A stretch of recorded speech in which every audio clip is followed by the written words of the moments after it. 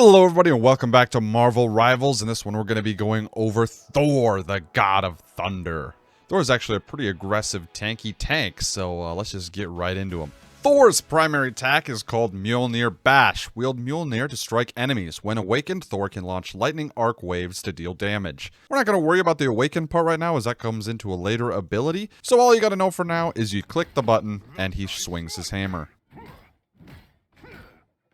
If only the rest of Thor was as simple as his basic attack, and here comes his passive Thor Force. Consuming Thor Force to gain bonus health, landing Mjolnir Bash on an enemy instantly recharges Thor Force. So, this is where a lot of people get lost when it comes to Thor. When you're looking at the screen, you may have noticed a few different things. For one, he has 3 hammers underneath his crosshair.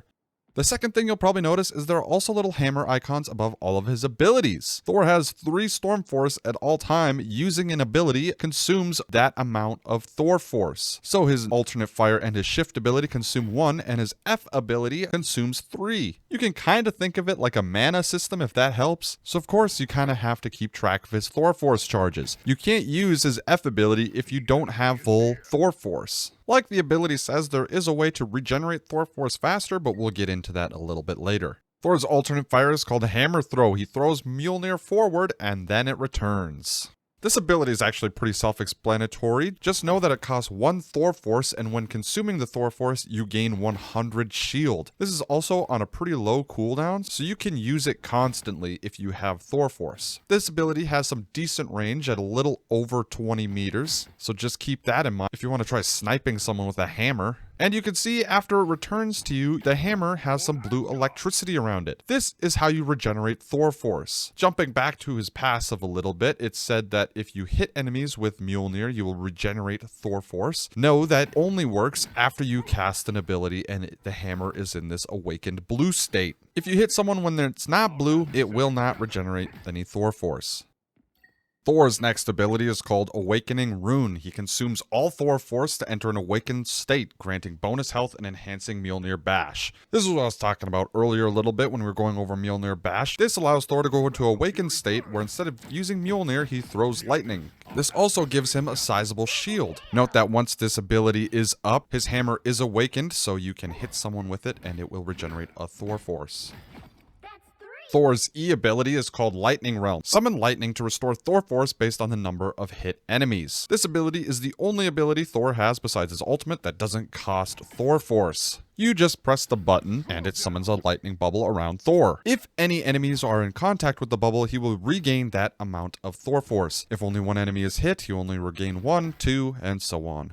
Thor's final ability is called Storm Surge. Hold the button to spin Mjolnir before dashing forward and knocking back enemies. This ability is also pretty self-explanatory. Just note that if you hold the button and do not release it, Thor will not cast the ability. You have to hold it and then let go. This ability does a decent amount of damage and knocks enemies back. It gives him 100 shield and also makes Thor's hammer able to generate a Thor Force.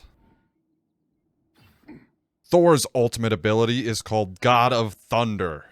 Soar upward and smite the ground after charging for a duration, inflicting damage on enemies within range. A lot of people find this ultimate ability to be pretty underwhelming, and to be fair, the slam itself is quite underwhelming. But the tick damage it does before the slam is actually quite strong. Problem is, you're just sitting in the air for everyone to just wail on you. So this is kind of a you love it or hate it ultimate. I'd say even if you didn't like it, Thor's kit is actually pretty strong on its own, and I personally think even if you don't ever use his ultimate, Thor can be a pretty strong hero.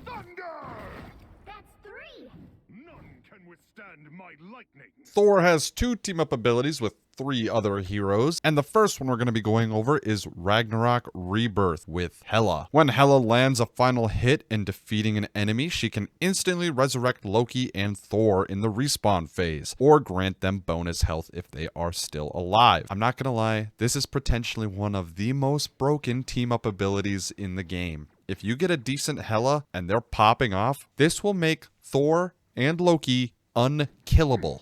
Well, technically. As you can see, when he's alive and Hela gets a kill, you get a little bit of extra shield, around 50. But if you were to die, you can see that Thor drops a little ghost hammer. And if Hela gets a kill, he will be instantly resurrected to almost full health.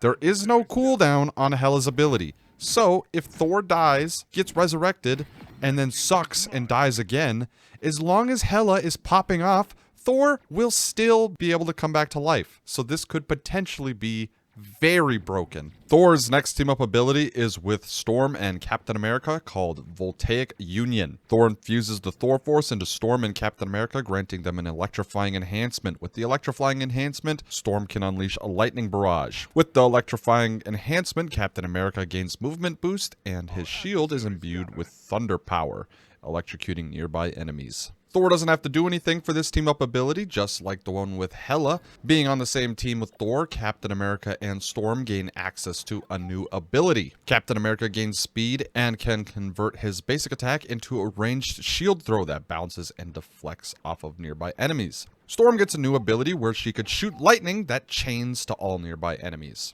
Again, Thor does not have to do anything for this ability to work for the other two. And that is everything you need to know about Thor. Like I said, Thor is a little complex, but hopefully you guys understood everything. What do you guys think of Thor? Let me know down in the comments. And if you liked the video, make sure you like and subscribe because I'm planning on putting out more character guides as the days goes on. Thank you guys so much for watching, and I'll see you in the next one.